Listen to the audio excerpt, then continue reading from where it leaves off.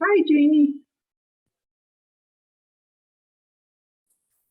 Hi, Lisa. How are you? Oh, pretty good, pretty good. Good. And early. Yeah, you know why? My clock that's on the wall is fast.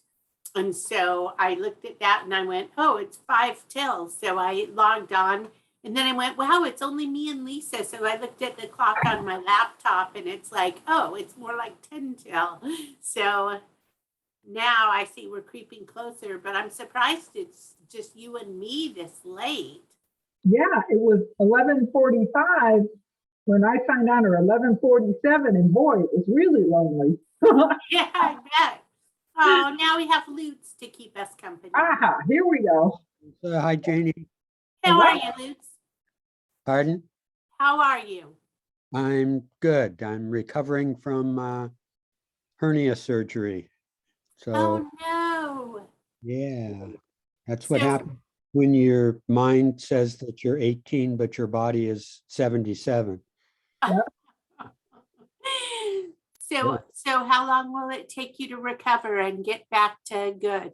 I can start powerlifting again in 6 months. No, I'm just kidding.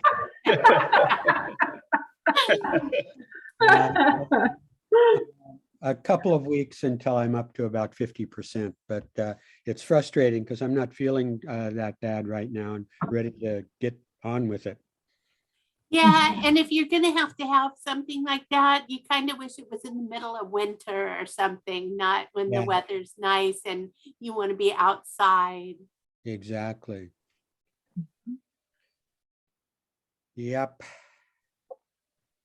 Hey, Doug. Hi, guys. Hi, John. Hi, guys.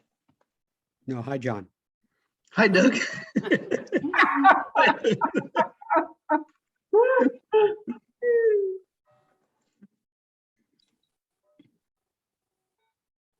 Hi, everyone. Hello. Hi, Doug. Figured out how to manipulate my screens. Kind of. Yeah, every time you think that you've got it down, the computer throws a curve at you and, Yeah. oh, you're supposed to do it in a different order this time. Yeah, that's the, yeah, or those or the updates. Every time I update, I have to relearn new tricks. Yep. Yeah. This is an introduction to Zoom. Now I got Okay.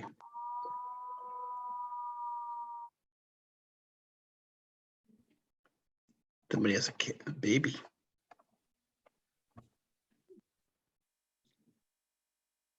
Not me. Mine are old enough. I pick up from school, you know, the grandkids. Yeah.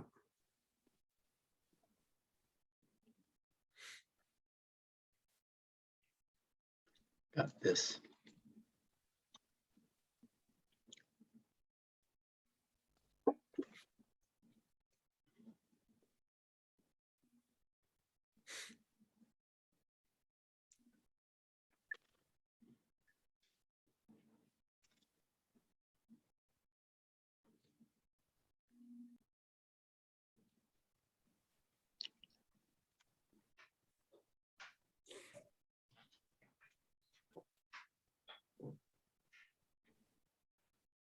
Hello, everybody. Hi, Lenore. Hello, Lenore. Is there going to be a lot of face painting at the library this summer? Oh, I don't know. There sure might be. If I have anything to do with it. Well, you still owe me one, remember? I do.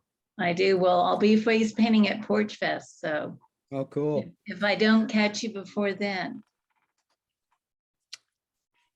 But you know, if you get it done at Porch Fest, I expect a donation. Of course.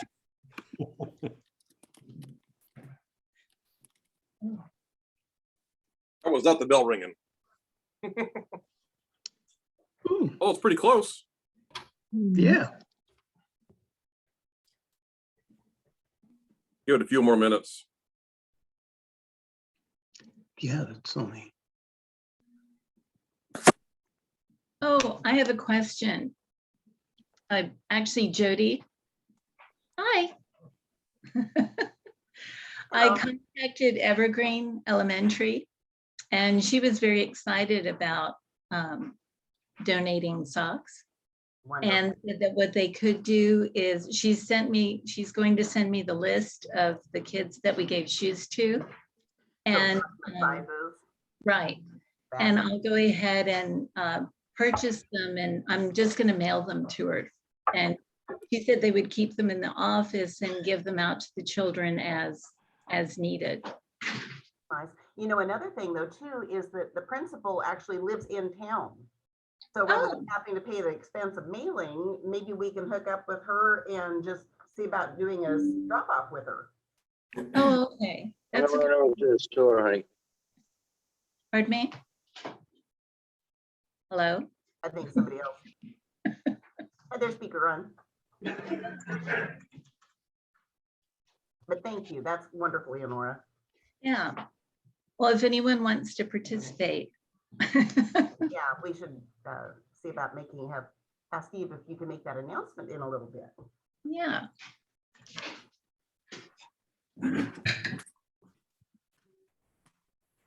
Hi, Kelly. Hello. How you feeling, Ludi? Feeling all right? Good. Glad to hear it. Yeah. Hi, James.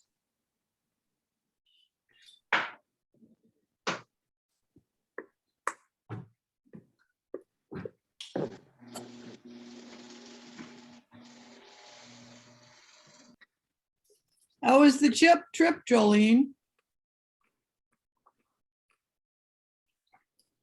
You there? Yeah, I just had to unmute myself. The trip was great. We just spent about 5 days down in Vegas, 90 to 100-degree weather, and came back up here and froze to death. Oh. So, but it was good. Now we're leaving again next week. Next Wednesday, we're heading out again for 3 weeks. Is it 3 weeks, babe? Yeah, about 3 weeks Yeah, for to 3 Alaska. weeks. Oh, And then we'll be home for about 2 weeks, and then we go to Mexico for a couple of weeks. World oh, travelers. yeah. Then we'll be home for about a week, and we go to Oregon Beach for about a week. Then Capitalist. we'll be home for a week, and then we go up to Eugene for a couple of concerts. And then we'll be home for a week and we go back up to the Oregon coast to Seaside for 5 days. Oh, sounds pretty busy to me. I don't think we have anything planned in September, do we? Yeah, we do. We're seeing Lindsay Sterling at Brit. Yeah, that's right. Living the dream. Yeah. They are. Well, I guess we'll call the meeting to order. I'm going to mute everybody. Okay.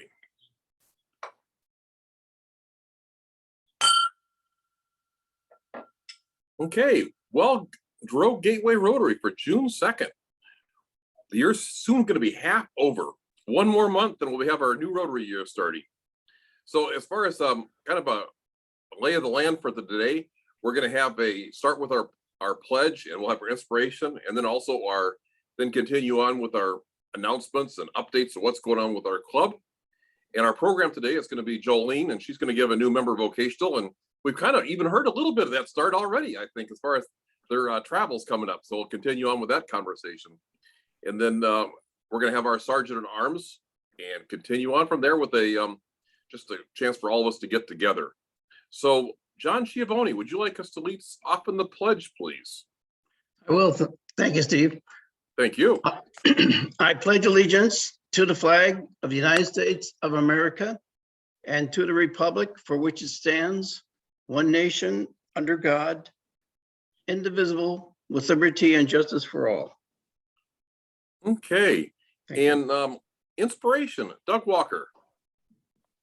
Yeah, so I searched the internet high and low for some inspiration. Some strange rabbit holes there in the internet. You all have come across them, and what I found was some advice from cowboys I thought was kind of funny. So some of the highlights are nature gave us all something to fall back on, and sooner or later we all land flat on it.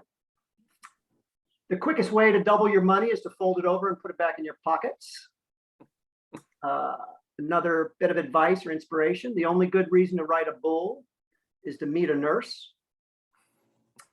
When you're throwing your weight around, be ready to have it thrown around by somebody else. Don't worry about biting off more than you can chew. Your mouth is probably a whole lot bigger than you think. And never ask a barber if you need a haircut. Hopefully those brought a smile to your face and give you some wisdom to take through the day. Okay, thank you, Doug. Always good wisdom coming from you and from cowboys. So for our Rotary minute, I thought I'd talk a little bit about Rotary. Each month, of course, Rotary has a different theme. And June 2nd, we're starting a new month. And this is about Rotary Fellowship Month. And you know what? I got to tell you, when I first started researching this a little bit, I thought Rotary Fellowship was about things that like we do at the Weekend Beer Company and some of the fellowship events that we have as club members and including family. And that really isn't what the Fellowship Month is really talking about. And so the misconception is because it really does refer to the groups of Rotarians, the Rotarian spouses, and Rotaractors who join together to share a common interest in worthwhile recreational activities such as sports and hobbies, further their vocational development through acquaintances with others of the same profession, make new friends around the world, new opportunities for service, and have fun and enhance their experience in Rotary. So some of the things that Rotary Fellowship is referring to in June is Rotarians on the internet, the International Fellowships Rotarians of Amateur Radio Operators, the International Computer Users Fellowship of Rotarians, the International Fellowship of Rotary Convention Goers, International Golfing, Fellowship of Rotarian Musicians, Global History Fellowship. And there's just so many different topics. They include running marathons, scuba diving, flying, bird watching, chess, environment, gourmets, lawyers, police, law enforcement professionals, recreational vehicles, et cetera, et cetera. Even there was one for wine. So these fellowship groups operate independently of Rotary International. They have their own rules, dues requirements, and administrative structures. Membership is open to all Rotarians, spouses of Rotarians, and it must be international in nature with at least 3 countries involved. Each fellowship elects 3 officers to oversee the group administration, and the the fellowships are expected to facilitate their own communication. And some of the benefits of Rotarians joining Rotary fellowships, it provides opportunities for Rotarians to make lasting friendships outside their own club, district, or country, and they contribute to the advancement of world understanding as peace. And fellowships serve as an incentive for attracting new members to Rotary and retaining existing members. So these do serve as an effective tool and should be promoted in the district as well as clubs. So I thought that was kind of interesting. It kind of opened my eyes as far as what Rotary Fellowship was all about. So do we have any guests that need to be introduced of Rotary at their meeting today? Jolene is going to be our speaker, so I know we don't have anything there. If anybody has any guests, or feel free to identify yourselves. Okay. When would you like to give a Sante healthcare update? Yeah, good afternoon, everybody. So quickly, last week, we talked a little bit about the COVID prevalence in the community and what's going on. And certainly there is a bit more prevalence and activity of COVID right now, but it's a very mild strain. I talked to a physician yesterday to help him explain a little bit to me. And he said, yeah, we're seeing a bit of an uptick, but it's very mild. And to put it in perspective, in our 3 hospitals this morning, there are only 16 patients that have COVID, and none of those people are in the critical care unit, which is a marker that I always pay attention to. And I always look at that. How many of those people are in critical care? And it was 0. And so that's a really good sign. So is there prevalence of COVID? Yes. It seems to be at this point, the strain seems to be very mild, which is a good thing. And I'd like to keep that going. And so, that's really my healthcare gut, because I've had a lot of people asking me questions over the last week in regards to that. So I think that's great news, right? It's okay if there's a bit of a spread, as long as it's mild and people are not hospitalized and they're not in critical care. I see that as a good thing. Any questions for Wynn?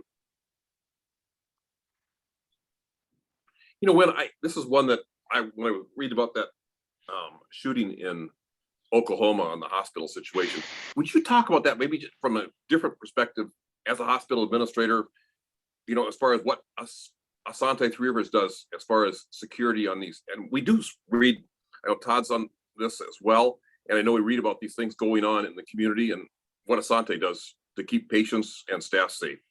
Yeah, great question. Well, first I'd say, Asante has an excellent relationship with local law enforcement. And I want everybody to know that they are extremely responsive when we have something that we need them for. They are here so fast, it is almost mind-blowing. So we are very blessed to have strong law enforcement in our community. We've done a lot of training with our staff on an event like this, an active shooter situation. We have training for all of our staff on this. We have a workplace violence committee that we try to help with, to help keep our patients and our employees and our workforce and family members safe.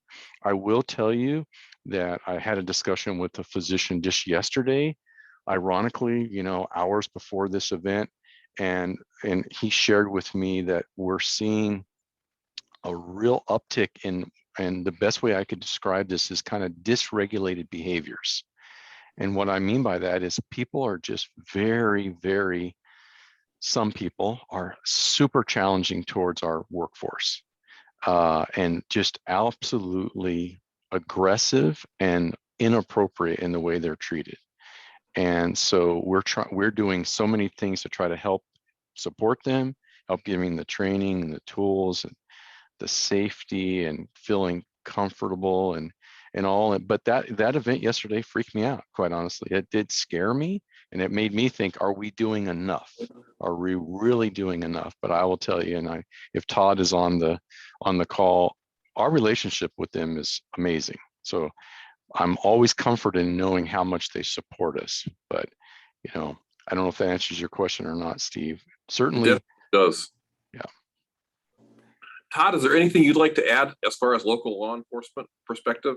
Yeah, so we, certainly partner with the Asante, especially with our schools. And I think one thing that we need to remember is that even though those are the places that we're seeing right now, as we harden the targets that we think are the most vulnerable, just need to be very vigilant and aware of your surroundings, because when we harden those targets, other places become easier in their mindset.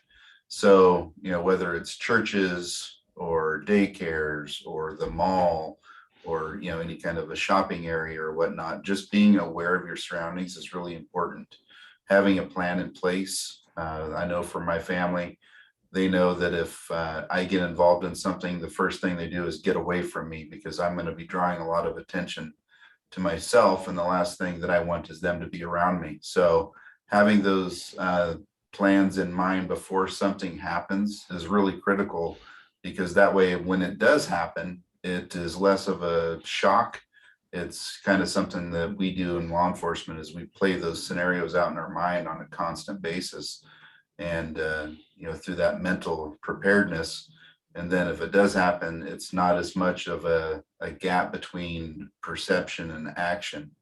So just keep those things in mind as you go through your daily life. And, probably the favorite thing for us to do is to intervene in something before it becomes a reality. So the see something, say something movement is really important. And I know that some people think that they're just going to bother law enforcement with sometimes what seems maybe trivial information, but I would say that's not the fact. We love to get that information and get ahead of it, because those scenarios that play out like they did in Umpqua Community College, if you know anybody that lives in Roseburg or was a part of that, they still live with that. That was a very tragic thing, like all of them are. And we would rather prevent something from like that from happening in our community. Thank you very much. And thanks, to Win, and also to you, Todd, for the work that you do, and as well as your staff, to keep us all safe. And I know last week I had mentioned that, let's wait until see what happens with the investigation. I haven't seen anything promising yet. It makes a lot of us very sick to our stomachs to think that we had people waiting outside when they should have been intervening. So I'm still going to wait, but I haven't seen anything very positive so far. Okay, absolutely. Okay. No other questions? Grants Pass City Council update, Valerie. Yes, and I am just once again going to give kudos to our police department, public safety. Once again, we have always been proactive. We were one of the first in the state to get body cams, first in the state to have officers in the schools. I mean, they just continuously are doing proactive things to keep us safe. And I can't say enough for our Grants Pass Public Safety Department. On the City Council, we continue to chip away at getting a contract together with All Care Foundation so we can move forward with an urban campground. I will say, and I know Steve and Doug stopped by for a while, we had a community connect conversation last week, brought in a consultant, Mike Lund, to kind of work with us on having a community-wide conversation about the homelessness and what can be done. It was very good. It helped because there was people from all sides of the community there. And it taught us to actively listen. And I think that's what's going to make it finally come together eventually, is having this sort of conversation continue, and we will continue it. I know Joel King was the person who brought in the consultant. He's writing up a report right now, and the plan is to move forward and do all we can in the community with as many community members as possible to find a solution to the problems, the homelessness and all the problems surrounding it. Addiction and mental health. So it was very positive. As a council, last night we had a business meeting, and basically we updated our fire code. We did vote to keep the policy as it is now for the 4th of July. We did not ban fireworks, but it will be based, if there is a red flag warning, then all fireworks will be banned. Currently, the only time they are legal is between 6 p.m. and 11 p.m. on the 4th of July. So if but even if we ban them, we don't have the capacity to enforce the ban. So if there's a red flag warning, we will reach out to the community and ask them not to do anything, but otherwise we will continue as is. Currently, fireworks are totally prohibited up in the northwest part of town. In any fire district, also above I-5. So they are really pretty well monitored within our city as it is now.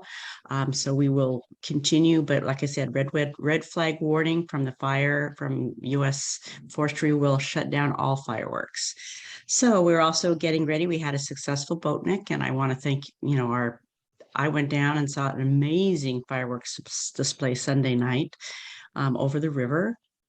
Active Club does an awesome job. It was a great parade, a lot of turnout in our community, so that was nice to see. And we are currently kind of getting ready to move forward back to the 50s to see how that's going to roll and get that organized.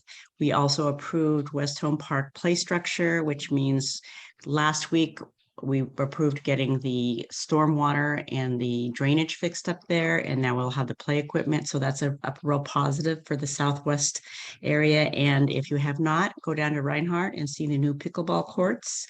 They have done the resurfacing. So if you're a pickleball player, there's some really cool pickleball courts now at, I think it's Morrison Park and up at Reinhardt Park. And I think they're getting ready to expand the Lawn Ridge area as well. So that's it for me. Any questions for Valerie? I will say that fireworks are really difficult to enforce. Ever since you can order them online, 4th of July, all those different holidays are a nightmare for us to try to chase those down. So, and most of them now are the aerial ones that are illegal anyway, but they can get them so much easier now. You used to have to actually go on a road trip and bring them back from Nevada or something. Now they show up on your doorstep and into the air in the middle of the night. So really tough.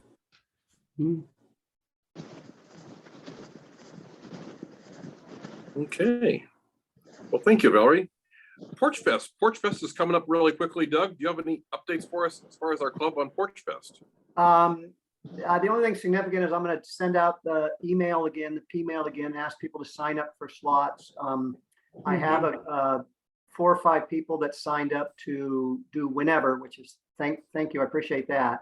But I really don't have anyone, I think, signed up for the afternoon slots. I'd like to get a couple more people there, and then I can start merging the different time slots and the needs and everything. So I'll send that out soon. One of the things we will need a few extra garbage cans to put out. So if you have a plastic garbage can, a 30-40 gallon can, and you're coming to Porch Fest, bring it with you, please. We need a few cans in the food vendor area.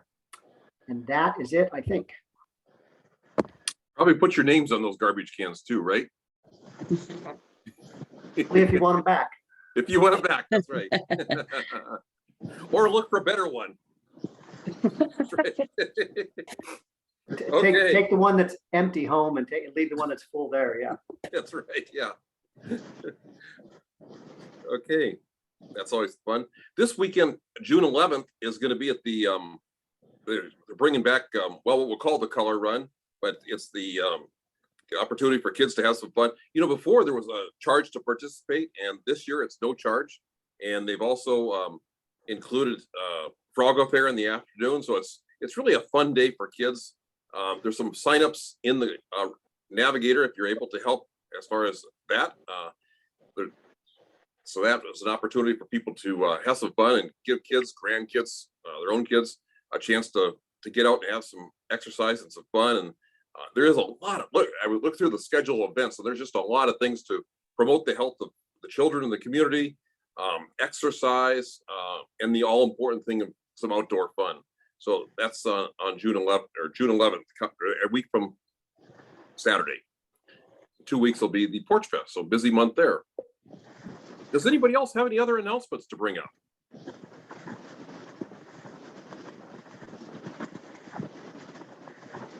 Okay, well, hearing none, our monthly program, I guess, for the is an opportunity for us to learn more about members of our club. And Jolene is going to talk to us. She's a relatively new member, and I will say that she's hit the ground running as far as the new member. And she's going to tell a little bit about her background and her life and her interest in Rotary and what her future holds as far as involvement with Rotary and fun and that type of thing. So Jolene, take it away.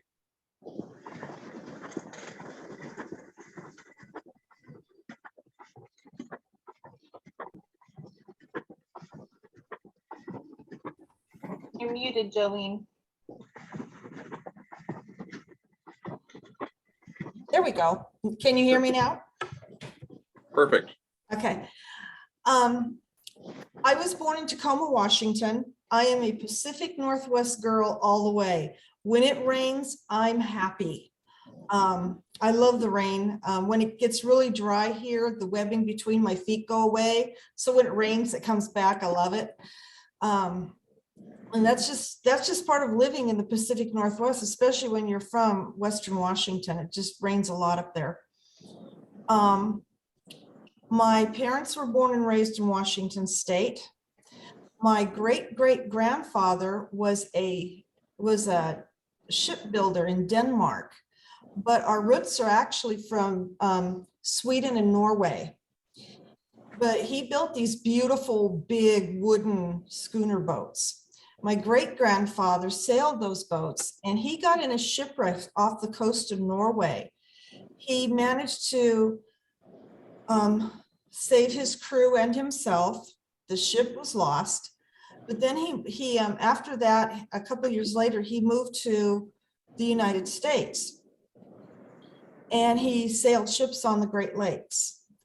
And one of the things that a lot of people did back then when they came over to America was they would change their name. The name originally was Sigvalson, and he changed his name to Anderson.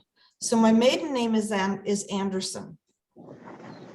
And so then he grew up, and then my grandfather was raised on the Great Lakes, and then he then moved to Tacoma, Washington, where he had his own sawmill and worked in the sawmill industry.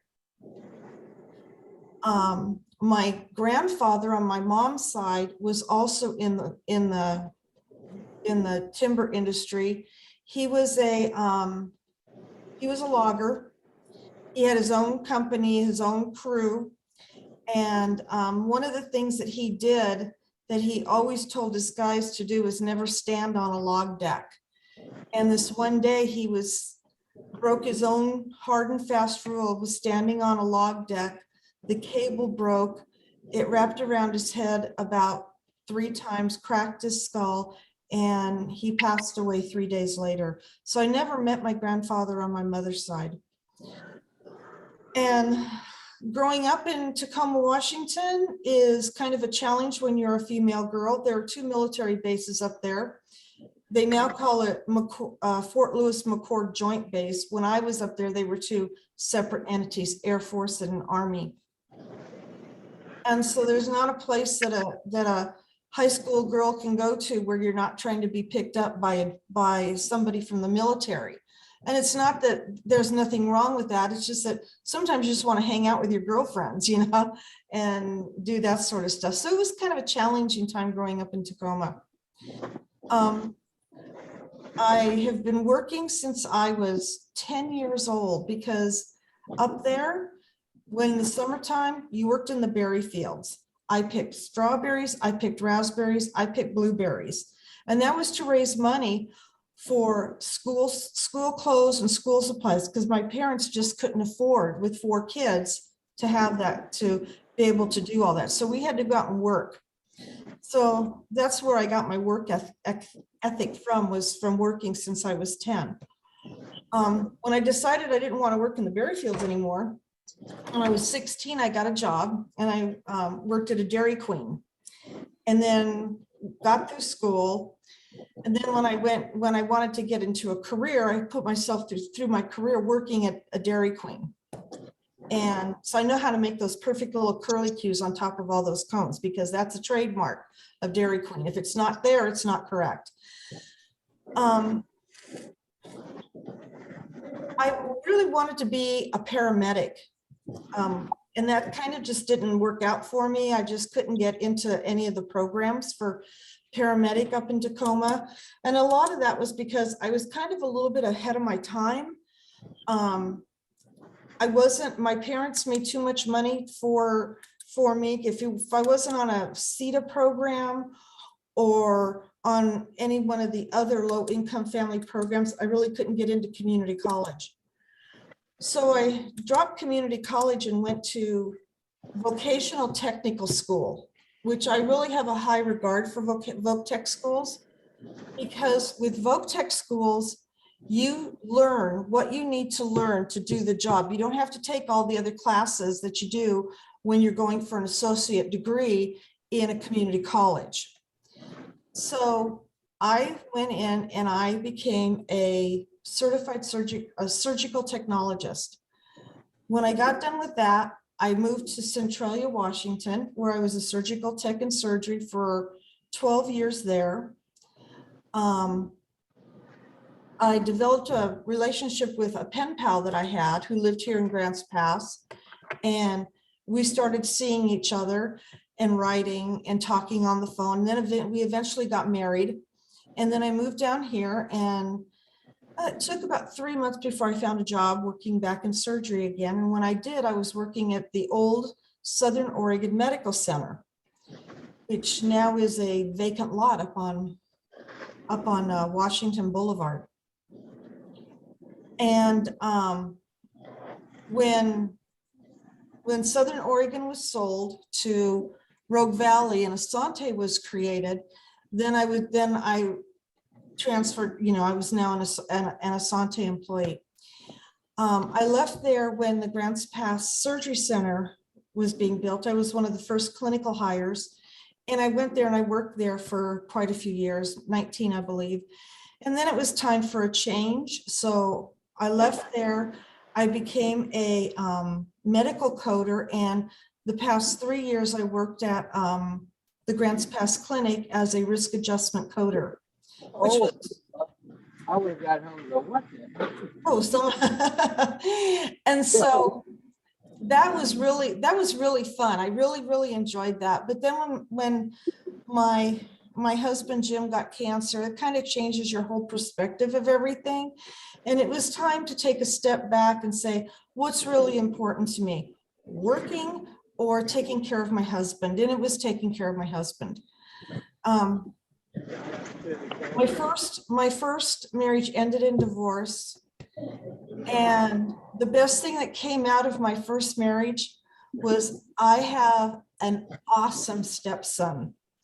Paul says, I'm not your stepson, I'm your son. So he is my son, just not by blood, but we have a great relationship. He's a wonderful man, and I couldn't have asked for a better son to have in my life than Paul. Jim and I met and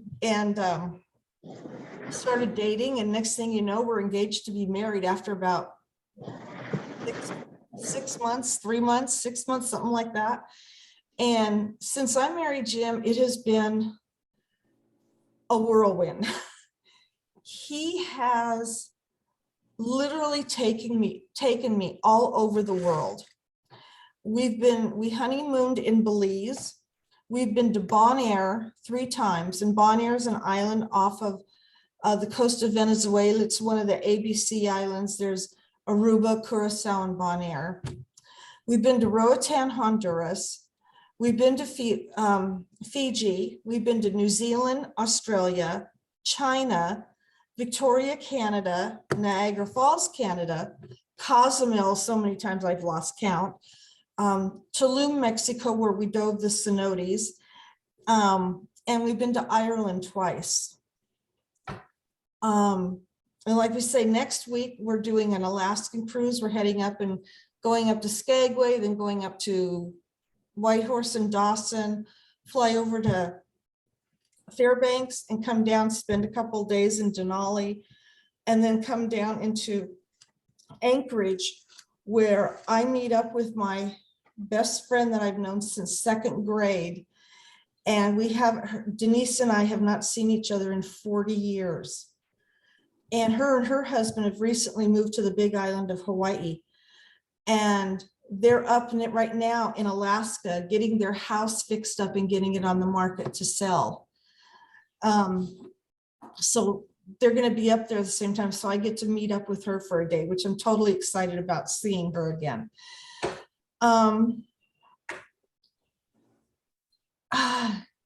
Stories that I don't really have any stories. You know, they have this whole list I'm looking at here. I don't really have any stories, but if there is one person I've met, and somewhere around my house here, I've got a picture of it, I was able to sing one song with John Denver on stage.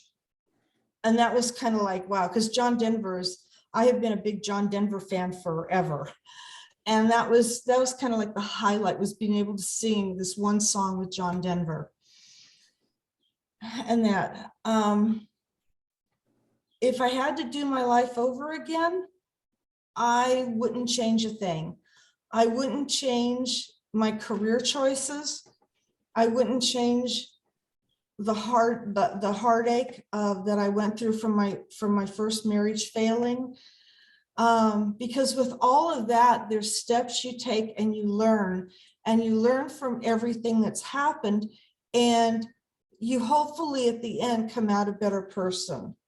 And going through everything that I've gone through with a failed marriage and a career choices and all that, it's made me a better person. And I'm happy with my life. I'm blessed. I'm very active in our church. We go to Calvary Crossroads down at M Street, and I am the deacon of communion. So once a month I set up the communion and order supplies and stuff. And I'm also the deacon of international missions, which is near and dear to my heart, because these people, you know, they need to have communication from people back home, you know, if they're from the States. But one of the relationships that I have developed is with a Libyan missionary named Jerome Sayakor. And we have written back and forth to each other, and he's just a wonderful, wonderful man. He's Liberian, born and raised there, lives there, works there. And it's been a real pleasure to know him and know what their culture's like. I love learning about cultures. My hobbies are, number one, cooking. I love to cook, especially baking. I bake sourdough bread every week. I just baked off 3 loaves today and gave it to the guys who take care of our yard out back here. And I love the joy that giving my sourdough bread to people makes. You know, these people are so excited to get a loaf of bread, and it's just bread, but it makes them happy, and that makes me happy. I like to read. Books that I like to read are action adventure books. I'm in a series by Christopher Cartwright. Cartwright is the author, and he does these books on ancient civilizations. They're based current, but they always go back to archaeology and ancient civilizations. I love reading about that stuff. So that's what I'm into right now. And I joined Rotary because my husband's in Rotary, and what a better way, you know, it's stuff that we can do together. And so if we can do this stuff together and enjoy it and have fun at it and meet all these wonderful people that we've met, especially when we were at Wildlife Images a couple of weeks ago, that's awesome. And that's kind of the story of my life in a nutshell. Fantastic. Yeah. Thank you. You're welcome. Any questions for Jolene?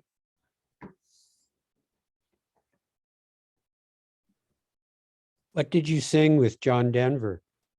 What did I sing with John Denver? Yeah. It's a song called, it was a song called Friends with You.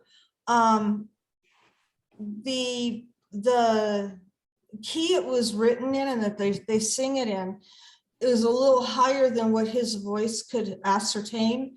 And so he had me and 2 other people that were in the audience come up and sing it with him. He didn't even know that we probably couldn't even sing, but you know.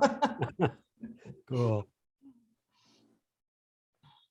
You're talking about your name being changed, brought back memories, because when we came from Norway, my great grandfather, it was Rorig, and it got changed to Ro when there. So I think it was quite a common thing, and sometimes I think it was a matter of spelling. It was. He just thought Sigvalson was too hard to spell. But Right. what they do, and it's something that I learned about Scandinavian names, is how they got Anderson was his first name was Anders. And so when they, back in the olden days, when they refer to people, they would refer to people as, oh, you're Anders' son. Right. Or you're Tom's daughter. So that's where Anderson came in. So his name was Anders Anderson. And the other thing I forgot to tell you in changing names, when I was born, I was a month premature. And I was this tiny little baby, and my mom had always wanted my middle name to be Charmaine. Well, she always wanted my first name to be Jolene, but with this little tiny baby, she thought Jolene Charmaine Anderson was too long of a name for this little kid. And so my legal name at birth was Jo Charmaine Anderson.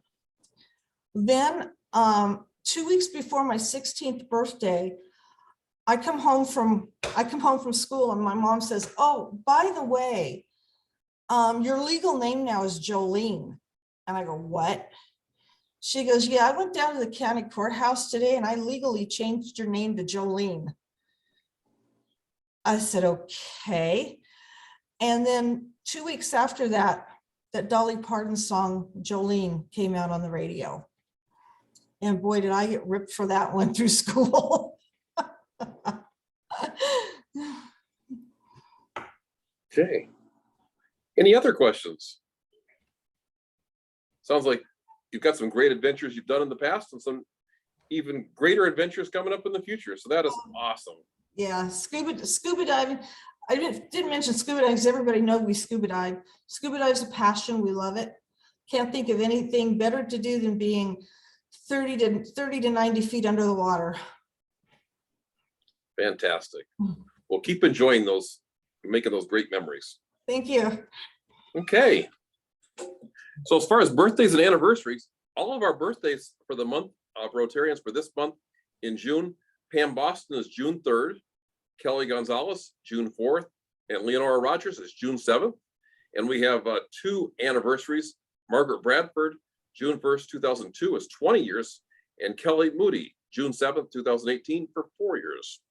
So congratulations to birthdays and anniversaries.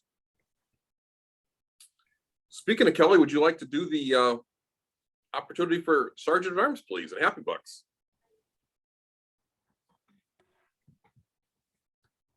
Yes. Okay, so I'm back. All right, so I'm going to take us all back to 1979. Jimmy Carter in 1979 designated June as Black Music Month.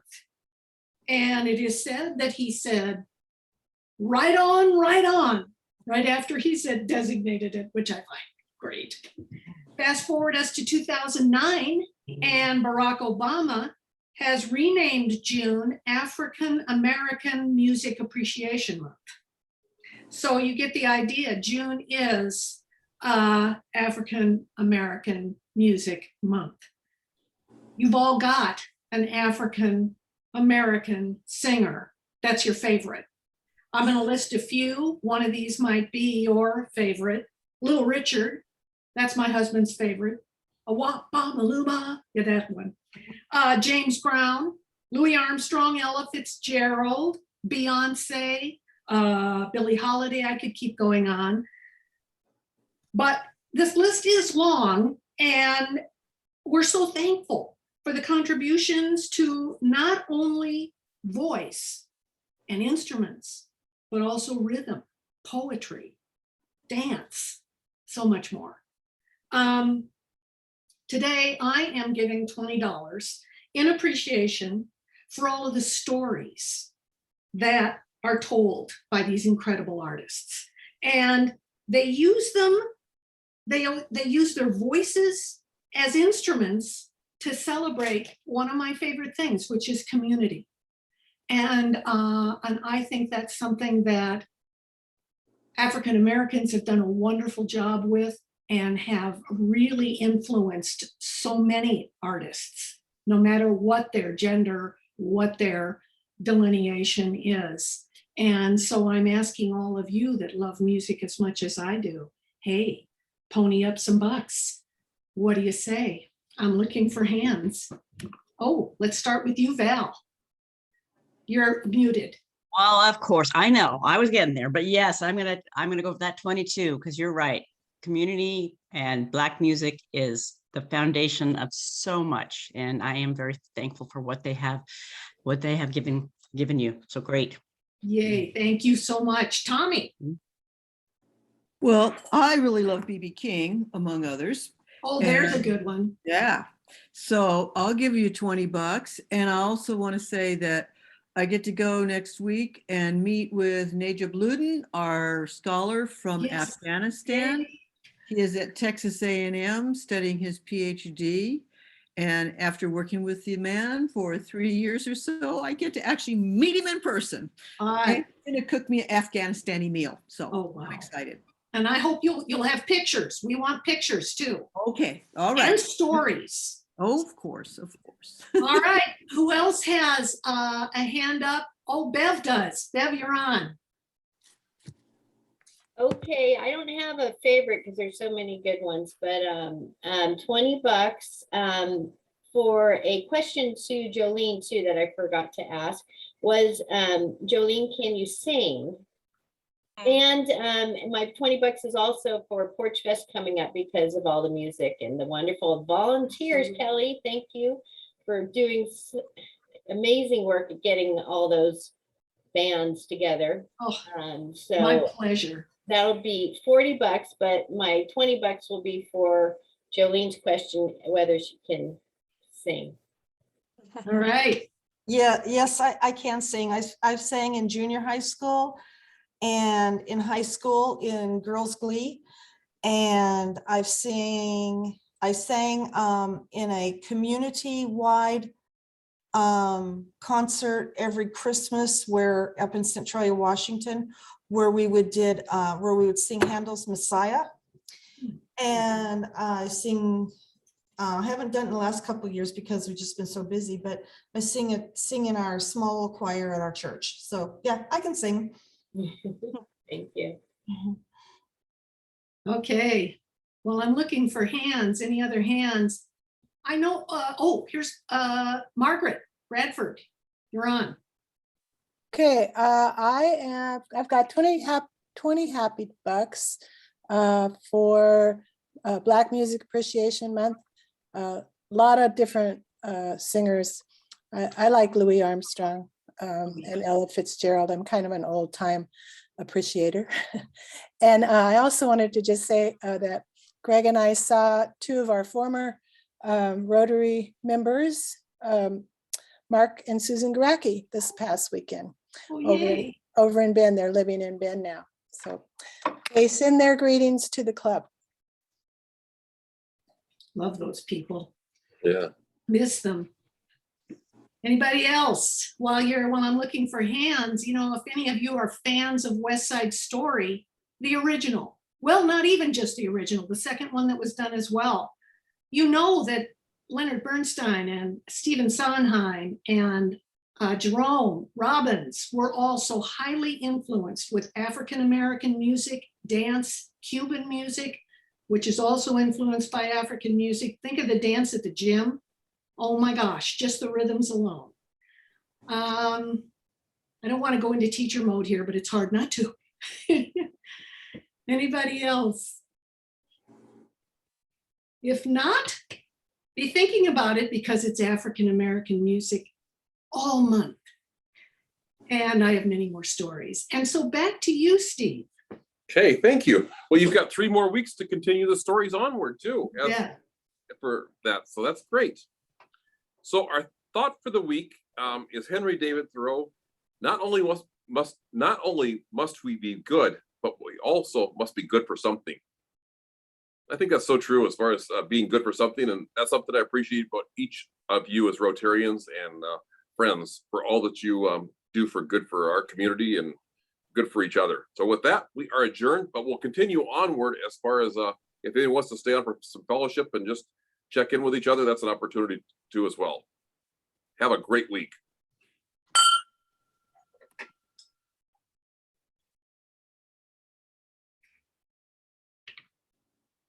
Hey, Steve, Yes.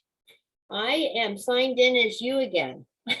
So I'm sorry, but it came up with